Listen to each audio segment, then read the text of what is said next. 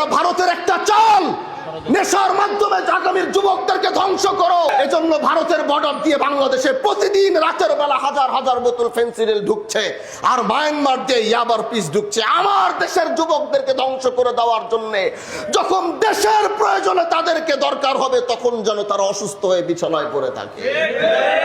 আজকে অনেকে প্রশ্ন করে আপনাদের শিবচরে এত মাদক। আমি বলি গোটা বাংলাদেশে অবস্থা, আমরা হাত দিয়েছি আমাদেরটা বের হয়েছে। আমরা যদি হাত না দেই তাহলে বের হতো না। আমরা হাত দিয়েছি, এই জন্য এই মাদকের বস্তা বের হচ্ছে। কিন্তু এটা কিন্তু শিবচরের অবস্থা না, এটা বাংলাদেশের প্রত্যেকটা থানা, প্রত্যেকটা জেলা, প্রত্যেকটা গ্রামের এই একই অবস্থা। এটা ভারতের একটা বুদ্ধি, এটা ভারতের একটা চাল, নেশার মাধ্যমে আগামীর যুবকদেরকে ধ্বংস করো। যখন যুবকদের প্রয়োজন হবে ওরা যেন মাথা উঁচু করে দাঁড়াতে না পারে।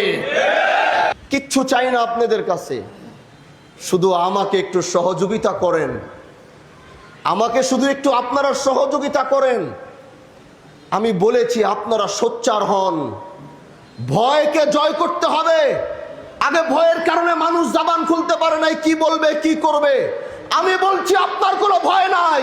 ইনসাফের কথা যদি বলতে হয় আওয়াজ করে সমাজের সামনে দাঁড়িয়ে বলতে হবে। কে কি করবে আপনাকে? ন্যায়ের পক্ষে আপনি থাকবেন। কে আপনার চুলটা ছিঁড়বে? সে চুলটা ছিঁড়ার লোক আমি দেখতে চাই। আপনি ন্যায়ের পক্ষে আওয়াজ তুলেন, কথা বলেন। এরপরে যদি দেখবেন আমি আপনার পিছনে নাই, তাহলে আর দরকার নাই আমার সাথে যোগাযোগ রাখা। কিন্তু হকের পক্ষে, ন্যায়ের পক্ষে কথা বলা শিখতে হবে।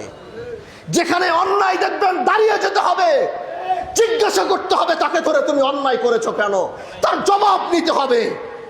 এই যে আগামীতে কয়েকদিন পর আপনাদের ইউনিয়ন নির্বাচন আসছে, আগামী কয়েকদিন পর আমি চাই আমি যেভাবে নির্বাচিত হয়েছি 19টা ইউনিয়নের চেয়ারম্যান সে একইভাবে নির্বাচিত হতে হবে। আমি যেভাবে এমপি নির্বাচিত হয়েছি 19টা ইউনিয়নের যে 19 জন চেয়ারম্যান পদপ্রার্থী হবে, আমি দেখতে চাই, আমি আপনাদেরকে বলতে চাই সম্পূর্ণ 100% ফেয়ারের ব্যবস্থা করে দিব, যেন কোনো ধরনের দুর্নীতি সেখানে না হয়। যে যোগ্য এলাকার জন্য যার দরদ আছে মানুষ তাকেই বেছে নিয়ে আসবে। আধিপত্য দেখিয়ে আগামীতে আর কোনো সুযোগ দেওয়া হবে না। মানুষ সচেতন হয়েছে, মানুষ ভালো মানুষকে দেখতে চায়। যারা এলাকার জন্য, যাদের সত্যিকারী দরদ, টাকা দিয়ে যেমন এবার এমপি ইলেকশন ঘুরাতে পারে নাই, প্রত্যেকটা ইউনিয়ন নির্বাচনে এরকমই হবে। যে টাকা দিবে তাকে বেঁধে রাখবেন, তাকে কোনো ভোট দেওয়া হবে না।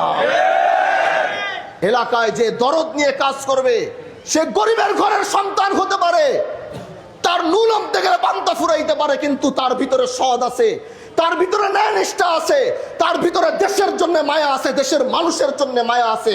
তাকেই নির্বাচিত করে জনপ্রতিনিধি বানাইতে হবে। প্রিয় ভাইরা আমার, এইভাবে যদি দেশটা আমরা গড়তে পারি, গোটা বাংলাদেশ, আমি পারবো না। গোটা বাংলাদেশের নেতৃত্ব আমি হানজালার হাতে নাই।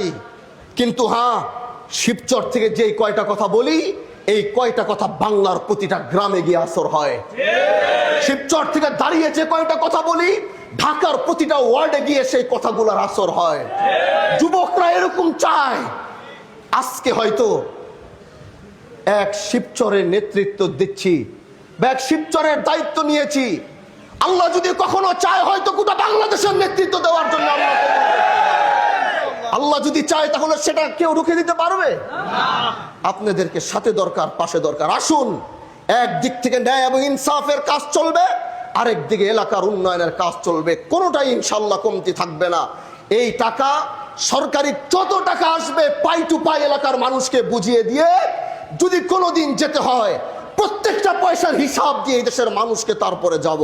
কিন্তু জনগণের টাকা জনগণকে বুঝিয়ে দিব, জনগণের রাস্তা জনগণকে বুঝিয়ে দিব, জনগণের চাল জনগণকে বুঝিয়ে দিব।